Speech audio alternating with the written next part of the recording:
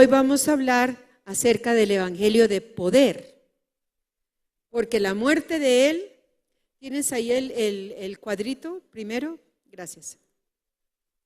La muerte de Cristo tuvo un propósito y era para que él diera su vida por nosotros, pagando por todos los pecados de la humanidad.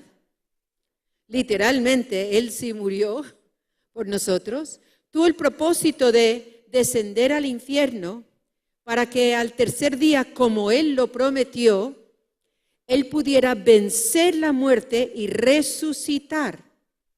Porque el evangelio de las buenas nuevas sería incompleto si él no hubiera resucitado, si él no hubiera vencido la muerte y hubiera traído un estado de vida nueva, un regalo de vida eterna para todo el que crea en él. Después de la resurrección, que fue al tercer día, luego vemos que a los 40 días que él estuvo, después de la resurrección, no dejó que las mujeres lo tocaran en ese momento porque dijo, tengo que ir al Padre. Él tenía que hacer un acto legal que era llevar su sangre, presentársela ante el trono del Padre como testimonio, como prueba, veracidad que él sí había muerto y había resucitado en una condición de una vida sobrenatural, una vida nueva, una vida diferente. Cuando ya regresó el Padre fue cuando se presentó ante sus discípulos y en los 40 días siguientes tuvo muchas apariciones hasta que se reunió con estos discípulos y luego sí ya ascendió a los cielos. Pero mientras él estuvo aquí, le dijo a sus discípulos, es necesario que yo me vaya. ¿Cómo así? Pero ya moriste, ya ascendiste, ¿por qué no te quedas aquí? Y él dijo, es necesario para que ustedes reciban la promesa del Padre. Entonces, a los 50 días de la resurrección de Jesús, sucede que cuando todos los discípulos y los apóstoles están reunidos en lo que llamamos el aposento alto en Jerusalén, viene sobre ellos la promesa del Padre y son bautizados en el Espíritu Santo.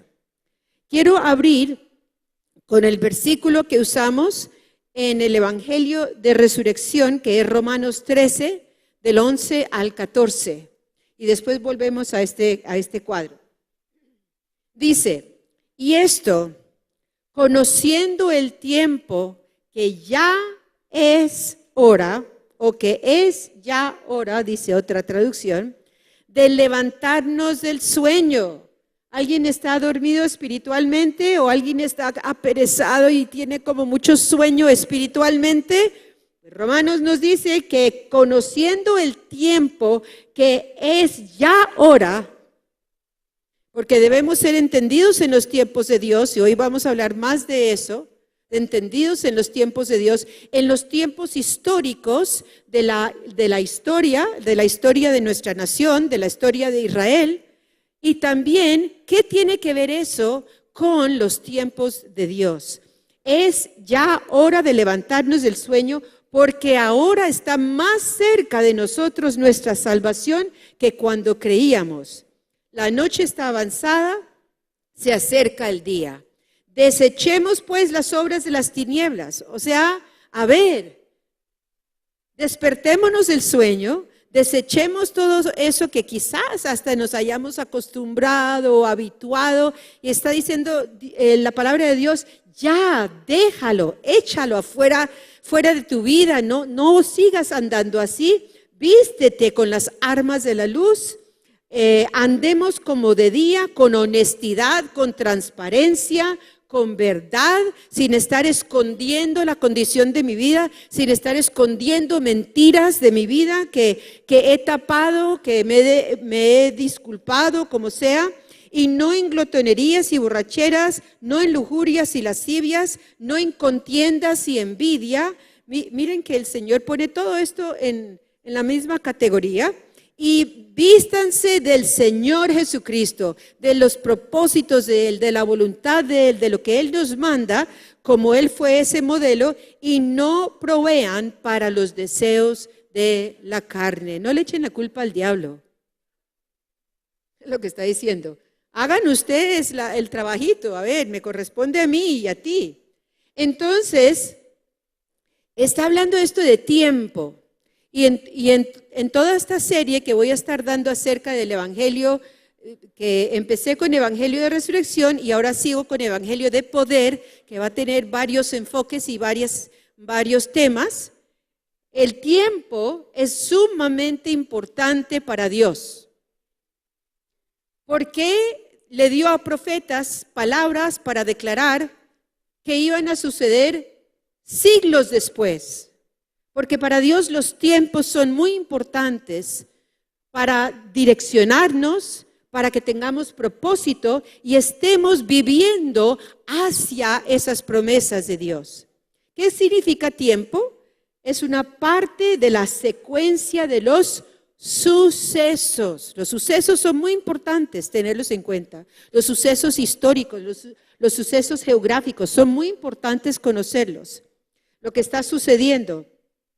Tiempo es parte de la secuencia de los sucesos que establece un pasado, un presente y un futuro, y también se refiere a tiempo como una estación, las estaciones de Dios. Entonces volvamos a este cuadro nuevamente. Estos tiempos que Dios dio. Dios profetizó acerca de la venida de Jesús. Dios profetizó de su muerte, de su resurrección, de su ascensión, y profetizó sobre la promesa del Padre.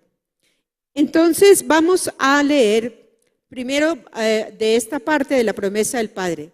Hoy, ustedes saben hoy qué día es, digamos en un calendario normal. Hoy se cumplen 50 días después del día, el día que celebramos, que se cumplen 50 días después del día que celebramos como la resurrección de Cristo, que es el domingo de Pascua, cuando celebramos la resurrección de Jesús, y a los 50 días celebramos el domingo de Pentecostés. Hoy estamos celebrando Pentecostés. ¿Qué es Pentecostés? Bueno, vamos a ver qué es Pentecostés. 50 días después de la resurrección de Jesús. Entonces, como les decía ahora, Jesús lleva a todos sus discípulos, apóstoles, y los lleva,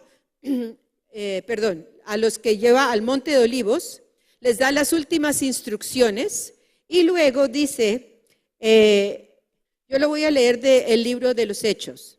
En el primer capítulo del libro de los Hechos, fíjense que los 4 libros anteriores al libro de los Hechos se llaman ¿qué? El Evangelio de Mateo, el Evangelio de Marcos, el Evangelio de Lucas y el Evangelio o sea, las buenas nuevas. Y entonces Mateo nos cuenta las buenas nuevas y Marcos y Lucas y Juan. Pero después de estos 4 evangelios viene un libro que se llama Los Hechos de los Apóstoles. La importancia de ese título, de ese libro, es que son los hechos de los creyentes. Son los hechos de la primera iglesia que se estableció en la tierra después de haber ascendido a los cielos Jesucristo. Podríamos decir que son los hechos tuyos y míos como creyentes dentro de la iglesia de Jesucristo. Y deberíamos identificarnos con eso. Teófilo, en mi primer libro, te relaté todo lo que Jesús comenzó a hacer y a enseñar. Hasta el día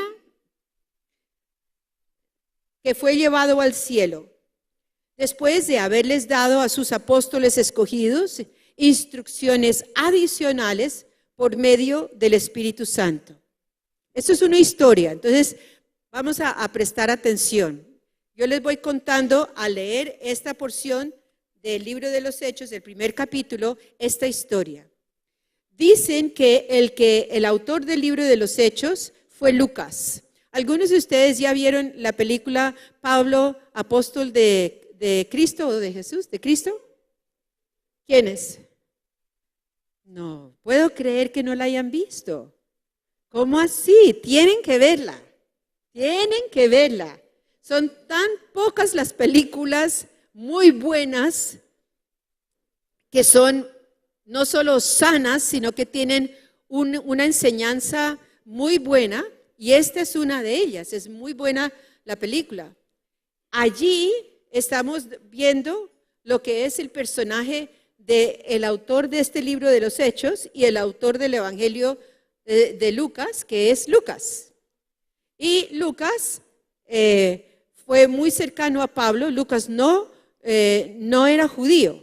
Entonces él está escribiendo a Teófilo y le dice, en el primer libro, o sea, el Evangelio que escribió, yo te relaté todo lo que Jesús comenzó a hacer y a enseñar hasta el día que fue llevado al cielo, después de haberles dado a sus apóstoles escogidos instrucciones adicionales por medio del Espíritu Santo. Durante 40 días, después de que sufrió y murió, Cristo se apareció varias veces a los apóstoles y les demostró con muchas pruebas convincentes que Él realmente estaba vivo. Era muy importante que hubiera la prueba que Él no había quedado muerto, sino que después de morir, que hubo testigos, y no solo de los seguidores de Él, sino también del gobierno romano y entre los judíos, que Él había muerto, pero que también resucitó. Era importante que hubiera todos estos testimonios y estas pruebas. Y les habló del reino de Dios. Una vez mientras comía con ellos, hablando todavía esta historia, les ordenó, no se vayan de Jerusalén hasta que el Padre les envíe el regalo que les prometió. Miren, otra vez estamos hablando que en el pasado hay una promesa que Dios hace y Jesús les está diciendo, no se olviden de esa promesa porque Dios, el Padre, se los va a dar. Entonces no se vayan a ir de Jerusalén. Tal como les dije antes, le dice Jesús, Juan bautizaba con agua, pero en unos cuantos días ustedes serán bautizados con el Espíritu Santo. Así que mientras los apóstoles recuerdan dónde estaban con Jesús, ¿a dónde? En un monte Olivo. Ahí Jesús está hablando con ellos. Y mientras hablaba, cuando estaban con Jesús, le preguntan con insistencia, Señor, ¿ha llegado el tiempo? Digan el tiempo. ¿Ha llegado el tiempo de que liberes a Israel y restaures nuestro reino? Eso era lo único que les interesaba. Le acaba de decir que el Padre les va a dar un regalo, pero ellos con insistencia, dice la palabra de Dios, querían saber si ya había llegado el tiempo y que se iba a restaurar el reino, porque como las promesas eran y las profecías eran de un rey que llegaban, pues ellos, me imagino que todavía en este momento estaban esperando a ese rey y no entendían, además que no sabían lo que le iba a pasar a Jesús, no sabían que ya se les iba a desaparecer, que ya se iba a ir. Y les pregunta, ¿ya se ha llegado el tiempo? Y Él les contesta, solo el Padre tiene la autoridad para fijar esas fechas y tiempos. Digan, fechas y tiempos. Y a ustedes no les corresponde saberlo. Pero, entonces Él los vuelve a llevar al tema original. Pero, recibirán poder cuando el Espíritu Santo descienda sobre ustedes. Uno, va a descender el Espíritu Santo sobre ellos. 2, van a recibir poder. 3, serán mis testigos y hablarán a la gente acerca de mí en todas partes, en Jerusalén, por toda Judea, en Samaria y hasta los lugares más lejanos de la tierra. Entonces, ¿qué es lo que está recalcando Cristo? Que no quiere que se le distraigan con otros temas y les dice que ¿qué? Que esperen, ¿a dónde? En Jerusalén. ¿Para qué? ¿Qué es lo que van a esperar? La promesa del Padre. ¿Qué va a suceder sobre ellos? Va a descender el Espíritu Santo. ¿Qué les va a dar? Poder. ¿Para qué? Para ser testigos y para hablar de Él en todas partes. Ahí cerquita y más lejos y en otras naciones también. Seguimos. Después de decir esto, Jesús fue levantado en una nube mientras ellos observaban, hasta que ya no lo pudieron ver. Mientras se esforzaban para verlo ascender al cielo, 2 hombres vestidos de blanco, de repente se pusieron en medio de ellos. La palabra de Dios, sobre todo en el libro de los Hechos, está lleno de repente. Me encanta, de repente. Aparecen estos 2 hombres de túnica blanca. Hombres de Galilea, les dijeron, ¿por qué están aquí parados mirando al cielo? Jesús fue tomado entre ustedes y llevado al cielo, pero un día volverá del cielo de la misma manera en que lo vieron irse. Otra promesa. Otra promesa. Sigamos entonces en el libro de los Hechos. El día de Pentecostés, todos los creyentes estaban reunidos en un mismo lugar. ¿Y qué dice? Cuando llegó el día de Pentecostés, estaban todos unánimes juntos. ¿Y qué? ¿Y qué? Y de repente estaban ahí todos unidos, estaban todos orando juntos. Y de repente, ¿qué sucede? Se oyó un ruido desde el cielo parecido al estruendo de un viento fuerte, impetuoso, que llenó la casa donde estaban sentados. ¿Ustedes se imaginan si eso les pasa a ustedes? Ahí están tranquilos, orando, haciendo lo que pues, me imagino que pensaban que era lo correcto, porque Jesús solo les dijo, esperen. Y pensarían, bueno, vamos a esperar orando. Y de repente sucede esto, un viento y un ruido impetuoso. Luego algo parecido a unas llamas o lenguas de fuego aparecieron y se posaron sobre cada uno de ellos.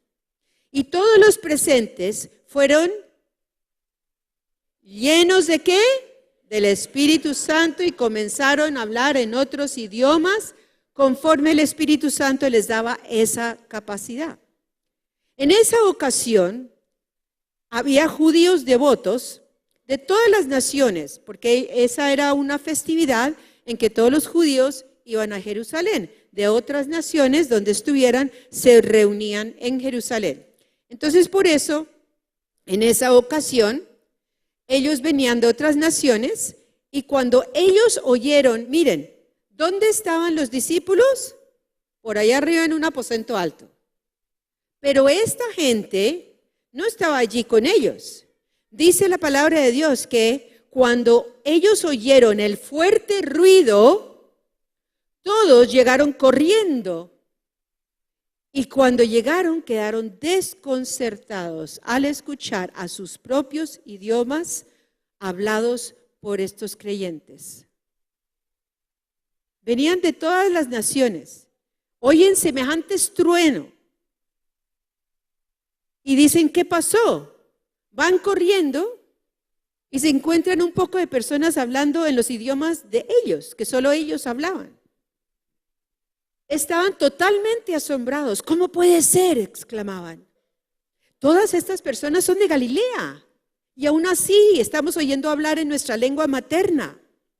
Aquí estamos nosotros, partos, medos, elamitas, gente de Mesopotamia, Judea, Capadocia, Ponto, de la provincia de Asia, de Frigia, Panfilia, Egipto y de las áreas de Libia alrededor de Cirene, visitantes de Roma, tanto judíos como convertidos al judaísmo, cretenses, árabes, y todos oímos a esa gente hablar en nuestro propio idioma. ¿Acerca de qué? De las cosas, de las maravillas que Dios ha hecho. Imagínense, ¿cómo sería eso? Yo recuerdo una vez cuando nos reuníamos en el camp, estábamos durante el tiempo de la alabanza. Y los que conocen el lugar del consejo, se entra por la mitad unas escaleras que suben. Y cuando uno sube, inmediatamente ve la tarima. En esa tarima, bueno, era un poco diferente porque no había todas las sillas que hay ahora. Era una tarima despejada totalmente. Y estábamos en la alabanza, estábamos en un momento de cántico en lenguas. y yo estaba cantando en lenguas. Después del servicio, un señor que había entrado en ese momento se me acercó y me dijo, ¿usted dónde aprendió hebreo? Le dije, yo no hablo hebreo. Yo sí, cuando yo llegué usted estaba cantando en hebreo. Le dije, por supuesto, fue una oportunidad regia para compartirle qué era lo que estaba pasando. Y yo estaba hablando en hebreo, hablando de Dios y las maravillas de Dios. Entonces, cuando hay una expresión pública en lenguas, que uno está exaltando a Dios, hablando de Él, reconociéndolo a Él y hablando de sus maravillas, que era lo que estaban haciendo estas personas. ¿Y qué hizo Dios con eso? Pues eso fue una manera magnífica de echar la red y los atrapó porque ellos dijeron, imposible que estos galileos estén hablando todos estos idiomas. Por supuesto, no podían desconocer que era un milagro, algo que solo Dios podía hacer. Quedaron ahí maravillados y perplejos. ¿Qué querrá decir esto?, se preguntaban unos a otros. Pero otros entre la multitud no tenían esa actitud, sino que se burlaban diciendo, solo están borrachos, eso es todo. Y se para Pedro. ¿Ustedes recuerdan una de las características de Pedro antes de que fuera apóstol? ¿Quién era el que la embarraba todo el tiempo? Pedro. ¿Quién era el que mostraba el cobre de su carácter todo el tiempo? Pedro. Pero el que se levanta aquí para testificar lo que ha pasado, yo no lo escribí todo, pero si ustedes lo leen ahí en el segundo libro de Hechos, él comienza dando un recuento de quién fuese Jesús, su vida, lo que sucedió y por consiguiente que todos deberían creer en él. O sea, se paró él con denuedo y entonces dice Pedro, él da un paso hacia adelante junto con los otros 11 apóstoles con que él estaba y gritó a la multitud. Yo me imagino que eso se formó pues ahí un alboroto. Escuchen con atención todos ustedes, compatriotas judíos y residentes de Jerusalén, no se equivoquen. Estas personas no están borrachas, como algunos están suponiendo. Las 9 de la mañana es demasiado temprano para emborracharse. No, lo que ustedes ven es lo que, ¿qué dices? ¿A quién se refiere? Lo que el profeta Joel predijo o profetizó hace mucho ¿qué? Tiempo. Y entonces les contesta a él, en los últimos días, dice Dios, esto es lo que está citando el profeta Joel, derramaré mi espíritu sobre toda gente, sus hijos e hijas profetizarán, sus jóvenes tendrán visiones y sus ancianos tendrán sueños. En esos días derramaré mi espíritu aún sobre mis siervos, hombres y mujeres por igual, y profetizarán. Y haré maravillas arriba en los cielos y señales abajo en la tierra.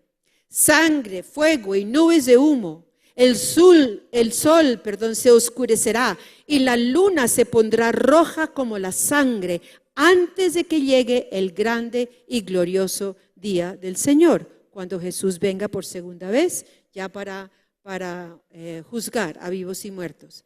Pero todo el que invoque el nombre del Señor, continúa Pedro diciendo, será salvo. Hasta ahí les leo el recuento, ustedes pueden seguir leyéndolo. Llegamos hasta Hechos 2, 21, para que sepan, pueden continuar en el 22. Ahora quiero hablar de lo que es el año de la promesa. El año de la promesa. Mi enfoque hoy de lo que es el derramamiento del Espíritu Santo, de lo que fue este día de Pentecostés, ahí estaban representadas muchas naciones. Entonces mi enfoque hoy no es solo a nivel personal, como le sucedió a cada uno de los apóstoles y los discípulos que estaban, pero quiero tomarlo hoy a nivel de las naciones que representaban. Y por supuesto, en especial quiero referirme a Colombia, el Pentecostés de Colombia. El 2018 se dice que es un año de promesa, que es un año de pacto de Dios. Ya habíamos visto en una enseñanza pasada mía, en que me referí a lo que es el 8, el número 8, y el número 7 que lo antecede, lo que significa, y el 8. Que en el calendario hebreo, ellos no comienzan a contar a partir del nacimiento de Cristo, sino que desde los comienzos de la creación, y ellos, el pueblo judío, está en el año 5778, el mismo número en que termina nuestro calendario 2018. En Gálatas 3, 13 y 14 hay una promesa de lo que fue la obra de Cristo en la cruz. Y esta promesa es para ti y para mí. Cristo nos rescató de la maldición de la ley, porque se hizo maldición por nosotros, porque está escrito: maldito todo el que es colgado del madero. Así sucedió, ¿para qué?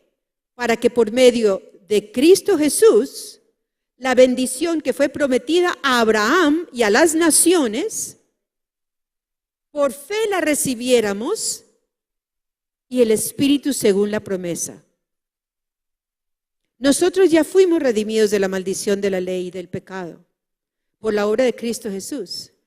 Solo que tenemos que recibir esa obra de Él, apropiarnos de esa obra que fue hecha por mí individualmente, por ti, pero también por nuestra nación y por todos los que vivimos aquí en Colombia, que fue una bendición que Dios le prometió a Abraham, que llegaría a las naciones a través de él y su descendencia, y luego los que seguían después de Jesús como descendencia espiritual, que es la iglesia de Jesucristo, para que por fe recibiéramos el Espíritu según la promesa.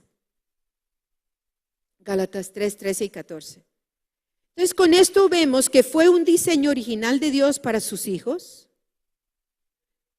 Es una promesa, es un compromiso este pacto de Dios con nosotros.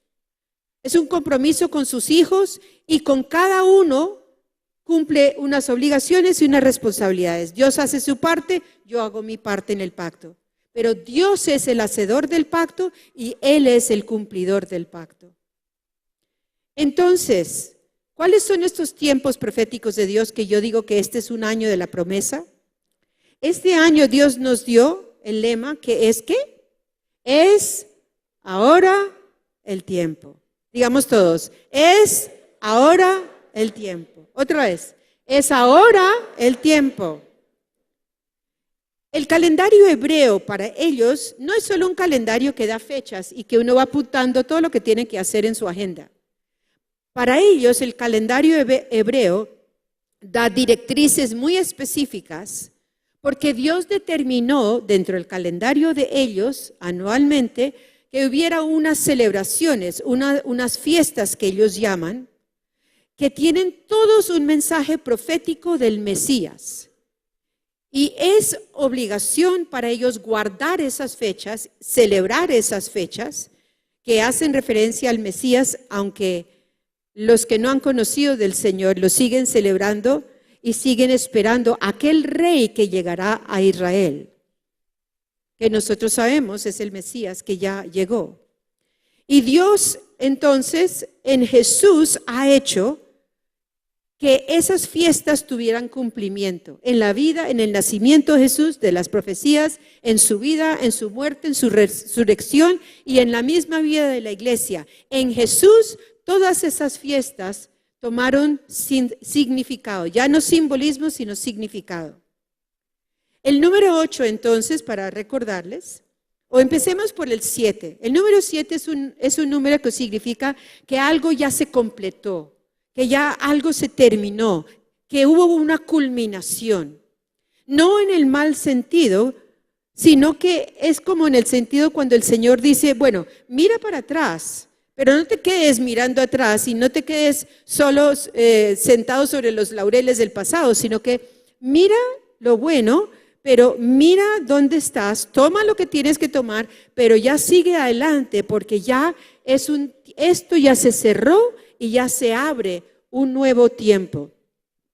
Lo culminado queda atrás y ese ciclo se cierra. Entonces, ¿qué significa el número 8? Es el inicio de un nuevo ciclo. Eso es en lo que estamos nosotros. El inicio de un nuevo ciclo con este 8. Un nuevo orden que Dios establece sobre la tierra. Un nuevo tiempo. Dilo, un nuevo tiempo. Un nuevo tiempo. Un nuevo nivel de fe. Un nuevo nivel de abundancia. Una nueva abundancia. Es todo lo que Dios tiene. ¿Recuerdan que mostramos un portal? Y ese portal estaba abierto. Con eso es que hacen explican con ese dibujo lo que significa el número 8. Es ese nuevo ciclo que comienza, ese portal que está abierto para que podamos entrar, para que podamos atravesar y llegar a lo que Dios tiene para nosotros. Por supuesto, cuando la promesa de la tierra prometida era la tierra prometida, pero para llegar allá había unos problemitas que se presentaron que se llamaban gigantes. Y no solo eran gigantes, sino que también eran reyes. Y no solo eran reyes, sino que ya se habían apoderado de la tierra que Dios le había prometido a Israel. O sea, hay gigantes, hay obstáculos, hay impedimentos, pero sabemos que Dios es el que nos ha abierto este camino y debemos tomar y entrar a este nuevo ciclo. Es entrar con denuedo y es entrar con actitudes de victoria y valentía. Y yo entro a este nuevo ciclo, yo entro a este año de mi vida con una actitud de valentía, con una actitud de fe de las promesas de Dios.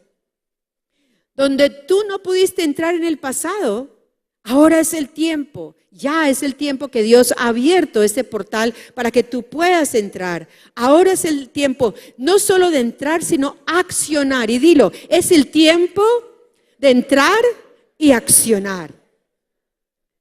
Hablemos entonces de tiempos de restauración dentro de estos tiempos proféticos de Dios. Estamos en estos tiempos en una restauración muy grande profética, muy grande. Es un tiempo de gran restauración profética.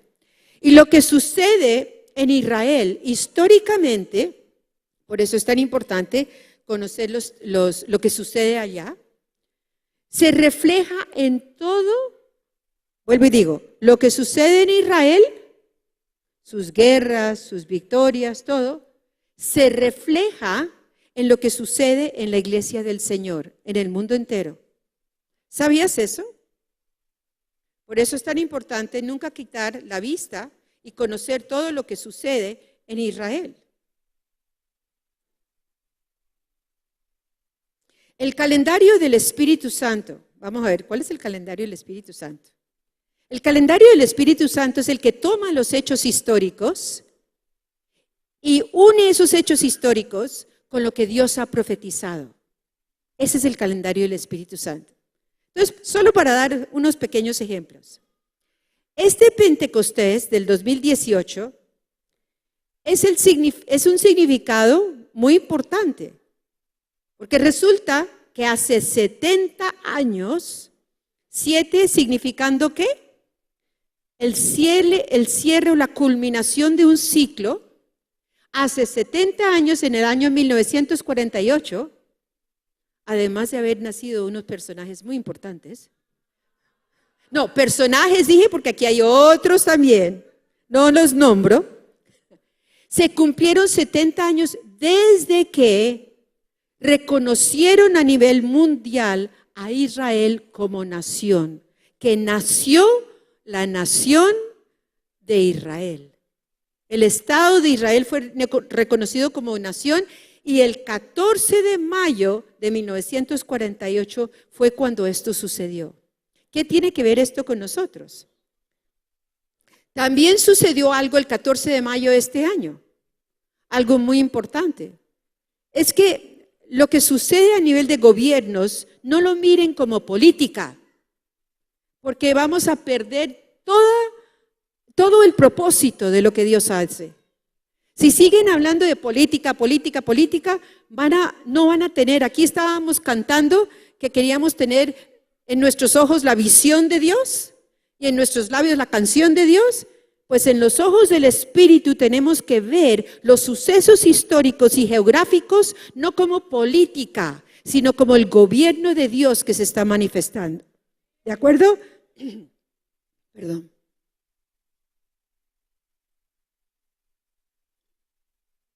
Entonces, en este año, el 14 de mayo, los Estados Unidos, que en 2 presidentes anteriores habían dicho, no solo habían dicho, habían prometido que iban a mover la embajada de los Estados Unidos de Tel Aviv a Jerusalén. ¿Por qué era tan crítico eso? Porque Jerusalén es una ciudad que está dividida, no es solo de los judíos. Ahí también está el pueblo musulmán, ahí también están los católicos. Y todos reclaman una parte de esa ciudad y no reconocen que Jerusalén, como lo estableció Dios, es la capital de la nación de Dios, Israel. El hecho de haber llevado a la embajada de una nación, que Guatemala va a hacer lo mismo, de haber llevado la embajada de una nación a Jerusalén, está declarando con ese acto que esa nación cree, o por lo menos, digamos, ese gobierno de esa nación cree que Jerusalén es la capital instituida por Dios sobre Israel.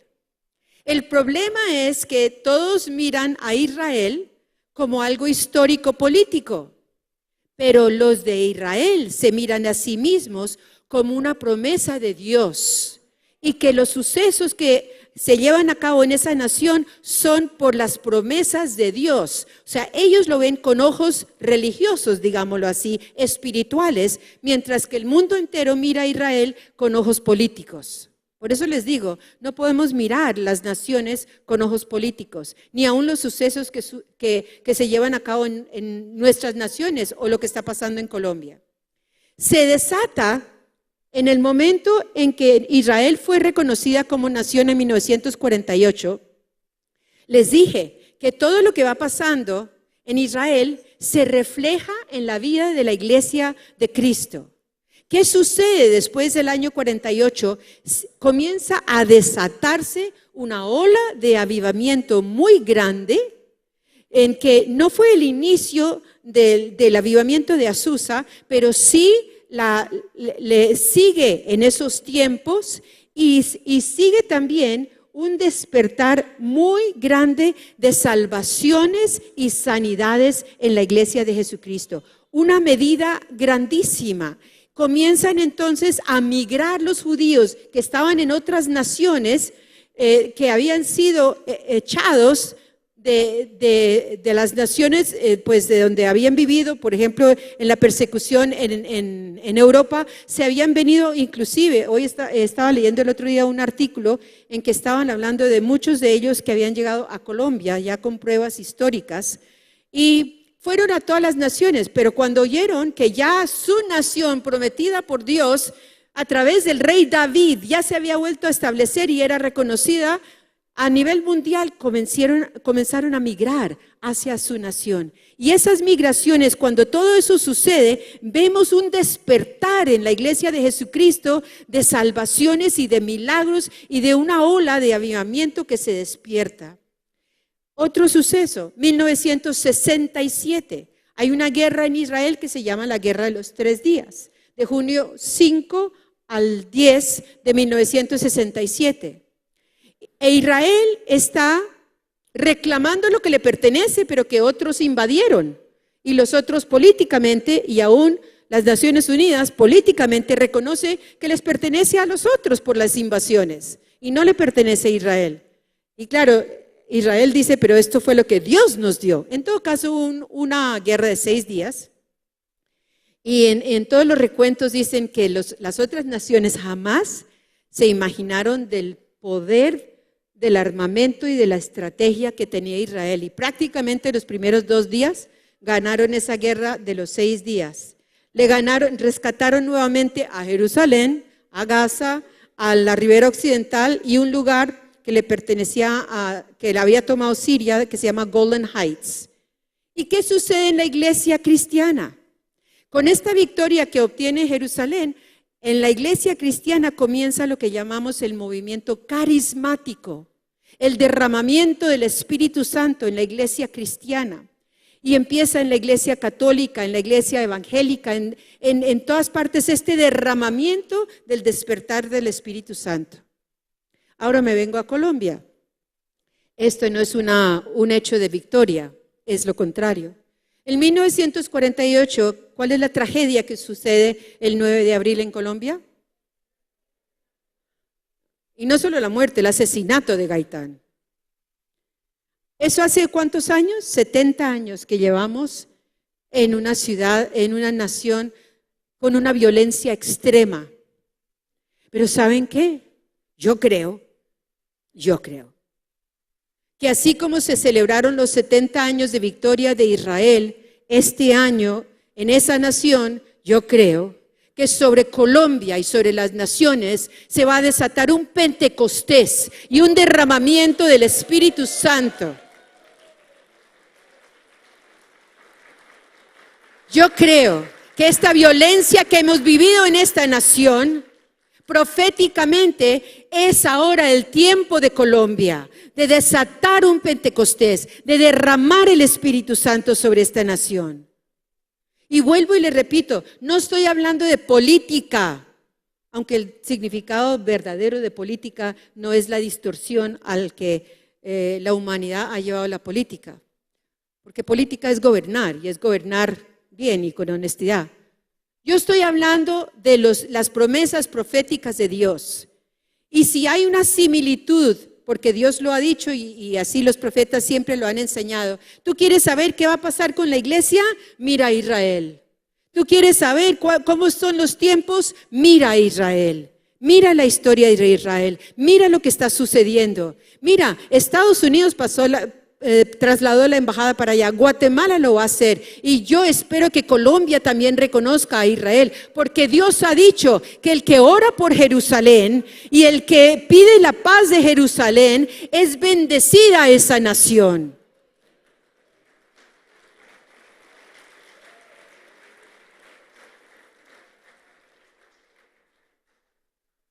Bueno, hoy termino. Antes de hacer una oración que quiero que todos hagamos juntos, palabras proféticas. Para nosotros son muy, muy importantes.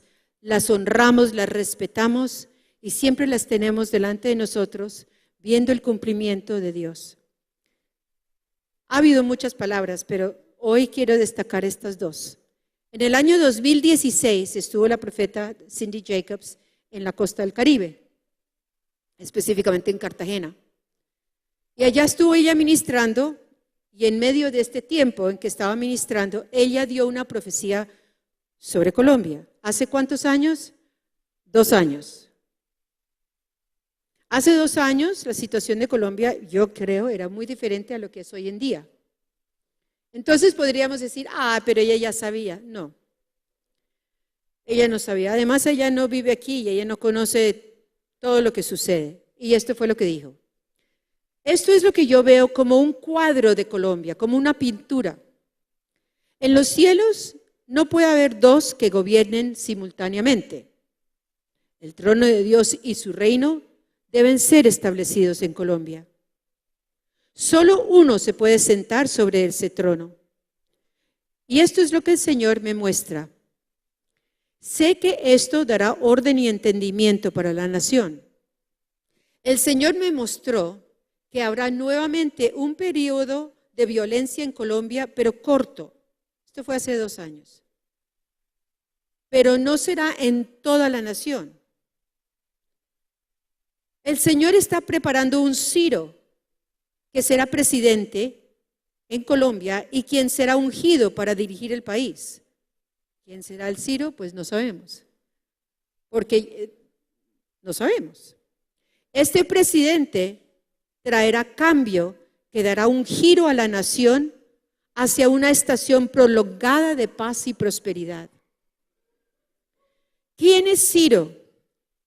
Ciro fue un rey del Antiguo Testamento que no era de descendencia judía, pero que Dios escogió para ser su hombre en el momento determinado de la historia, y dice que era su escogido y su ungido.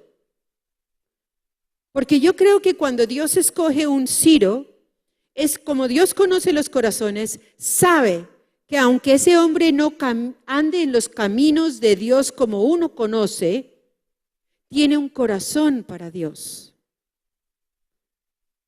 Y rodeado de consejo sabio, es un hombre que le da gloria a Dios con sus acciones y sus decisiones de gobierno. Ese fue Ciro. Cuando ella dice que un Ciro, Dios está levantando, preparando un Ciro, es una persona así, que no necesariamente ha conocido al Señor como nosotros lo conocemos, ni ha vivido una vida cristiana como la conocemos. Pero Él ha estado preparando este Ciro para Colombia. Así que cuando llegue esa tribulación a Colombia, no tengan miedo, porque es solo una señal que Dios está sacudiendo todo lo que pueda ser sacudido en esta nación. Y el Señor está preparando cambiar la nación entera. Esto fue hace 2 años. El año pasado fue la palabra que dio en Estados Unidos. Ella estaba en la conferencia en Estados Unidos, yo estaba allá, y entonces me llamó a subir y me dijo, esta es una palabra para Colombia. Voy a soltar un gran despertar a la nación de Colombia. Hay una unción de avivadores cayendo sobre la juventud. Se salvarán muchas almas, miles de miles de miles, pero serán salvas hacia algo, no solo para calentar una silla en un templo, sino que serán salvas hacia algo. Serán discipuladores. Habrá una reforma nacional en Colombia. Estoy por sacudir a un nivel nacional como no se puedan imaginar. Sacudiré todo lo que pueda ser sacudido. Y cuando sacuda, las personas se asombrarán de lo que yo revelaré. Pero la iglesia se levantará como una luz brillante en medio de todo esto. Observen y miren cómo levantaré economistas, levantaré cabezas de Estado que darán solución a la pobreza. Serán transformadas pequeñas aldeas y grandes ciudades. Prepárense para soltar la gloria. Suelten el sonido de la adoración desde el norte y el sur, el este y el oeste, y adórenme, el Espíritu Santo, y yo me manifestaré. La paloma se manifestará con milagros, señales y prodigios. No será solo en un lugar, sino que sucederá en colegios, sucederá en universidades. Va a barrer a la nación y afectará al continente, dice el Señor. Gloria a ti, oh Dios. Gloria a ti. Gracias, Padre. Yo creo en un Pentecostés en Colombia. Ponte de pie. Ponte de pie.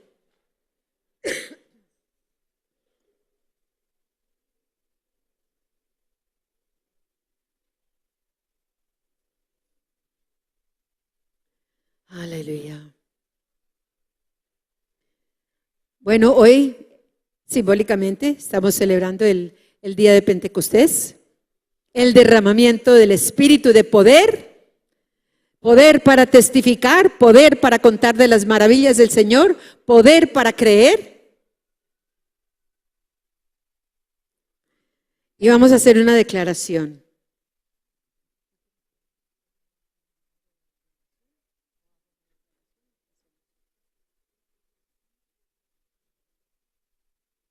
Listo.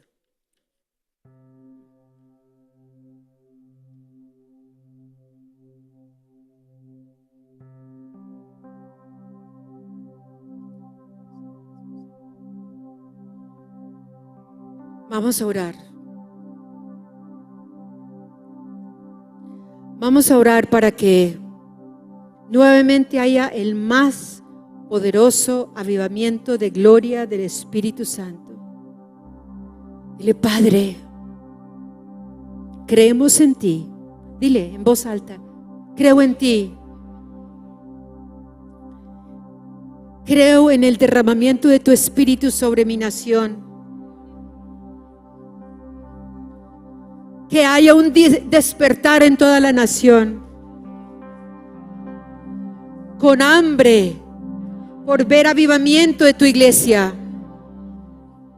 Clamamos, Espíritu Santo, que despiertes a tu iglesia, que despiertes a las naciones, que despiertes a Colombia, que despiertes a Israel,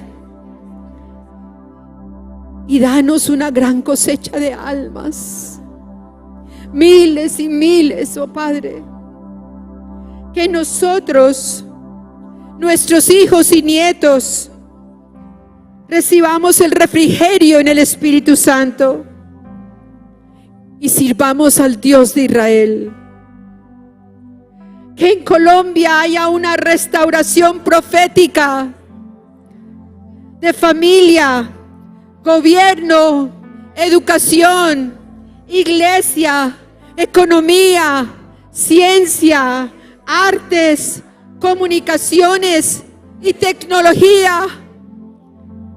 Y Padre, yo ahora dispongo mi corazón y yo me declaro parte de esta ola del despertar de una poderosa gloria tuya sobre la tierra, con prodigios, señales, milagros, para que se proclame el evangelio con poder en el mundo entero.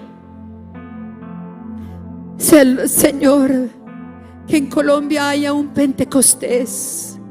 Declaramos tu Pentecostés en Colombia, tu Pentecostés en Colombia. Levanta tu iglesia, despierta tu iglesia, que seamos conscientes de la importancia de votar por el privilegio que nos has dado y la responsabilidad de votar en nuestra nación, con conciencia de votar por el Ciro que tú has establecido para que traigas Pentecostés sobre Colombia, con un corazón dócil a ti, sensible a ti y a tus principios. Sí, Dios, es la hora de ver una manifestación gloriosa del Espíritu de Dios sobre nuestra nación. Un río de tu presencia nos lleva a clamar, a orar, a llegar delante del trono de la gracia, donde obtenemos misericordia, donde hay oportuno socorro. Señor, Colombia proclama tu señorío. Eres el dueño, eres el rey, eres el juez, eres el legislador de nuestra nación. El justo clama y tú le oyes. Tú eres nuestro escudo, tú eres nuestra bandera, y caminamos seguros que las próximas elecciones están en tu mano. Tú has diseñado para Colombia, tú tienes un propósito y caminamos en tus promesas, que son sí, amén, en el establecimiento de tu propósito, de tu orden divino. Gracias, Dios. Gracias porque nos has movido, nos has llamado a tiempos de ayuno y oración, tiempos para venir y postrarnos delante de ti y adorarte, bendecir y proclamar tu nombre. Gracias por el nuevo presidente de nuestra nación. Declaramos que es un hombre íntegro, justo, amador de la verdad, misericordioso y compasivo. Gracias porque un de repente de Dios moverá los cimientos de Colombia y veremos que tú eres el Rey, que tú eres el Señor y que tu palabra se cumple por encima de toda circunstancia. A tus pies, Dios, dejamos cada necesidad, convencidos que la obra es tuya y tu palabra es sí, amén. Vamos a declarar.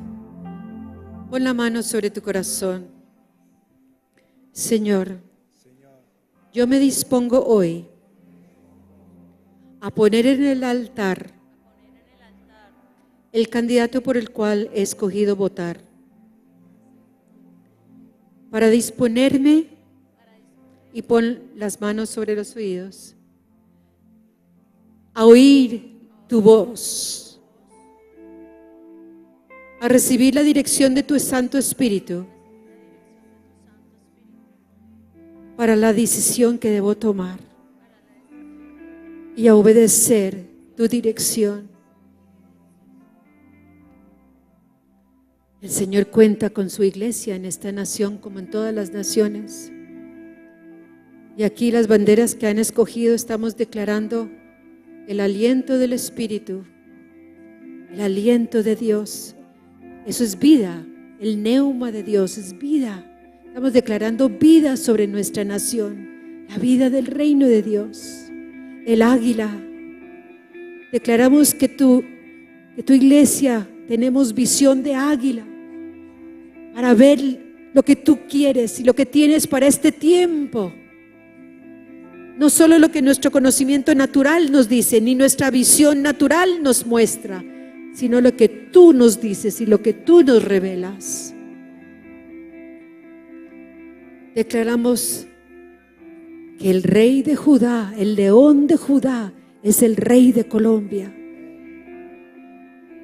El león de Judá está entronado sobre Colombia, sobre nuestro gobierno, sobre el presente y sobre el futuro de Colombia.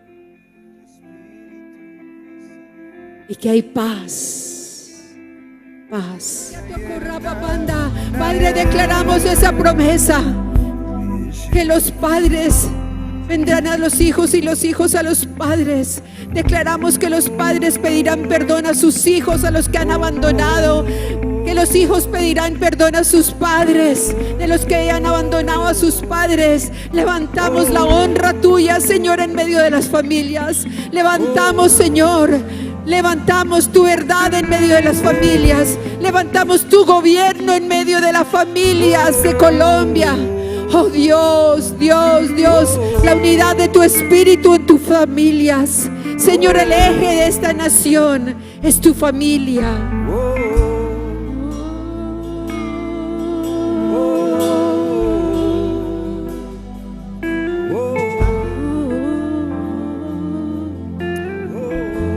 Y ahora declara conmigo: derrama un Pentecostés sobre Colombia. Derrama tu Pentecostés sobre Colombia. Derrama tu Pentecostés sobre Colombia. Todos, derrama tu Pentecostés sobre Colombia. Derrama tu Pentecostés sobre Colombia. Derrama tu fuego. Derrama tu fuego. Derrama tu presencia. Derrama tu Espíritu Santo para la salvación de las almas, para la salvación de nuestra nación. Para que prediquemos de ti y contemos de tus maravillas, para que te conozcan a ti, único y verdadero Dios.